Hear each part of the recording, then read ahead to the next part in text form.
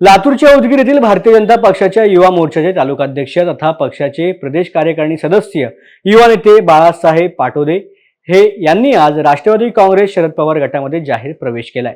पक्षाचे प्रदेशाध्यक्ष जयंत पाटील, खासदार सुप्रिया सुळे, खासदार अमोल कोल्हे यांच्या उपस्थितीमध्ये उदगीर येथे शिवस्वराज्य यात्रा दाखल झाली असून या कार्यक्रमामध्ये मान्यवर नेत्यांच्या उपस्थितीमध्ये माजी आमदार सुधाकर भालेराव यांच्या नेतृत्वाखाली बाळासाहेब पाटोदे यांनी असंख्य कार्यकर्त्यांसह राष्ट्रवादी काँग्रेस शरदचंद्र पवार पक्षामध्ये प्रवेश केलाय।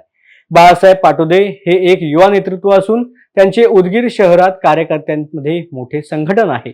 मराठा समाजामधील एक दमदार नेतृत्व म्हणून बाळासाहेब पाटोदे परिचित असून त्यांचा फायदा आगामी विधानसभा निवडणुकीत राष्ट्रवादी काँग्रेस शरद पवार पक्षाला होणार आहे। आगामी काळामध्ये आपण माजी आमदार सुधाकर भालेराव यांच्या नेतृत्वाखाली राष्ट्रवादी काँग्रेसचे सर्वेसर्वा शरदचंद्र पवार यांचे विचार तळागाळामधील जनतेपर्यंत पोहोचवण्यासाठी काम करणार असल्याचं देखील बाळासाहेब पाटोदे यांनी मत व्यक्त केलं।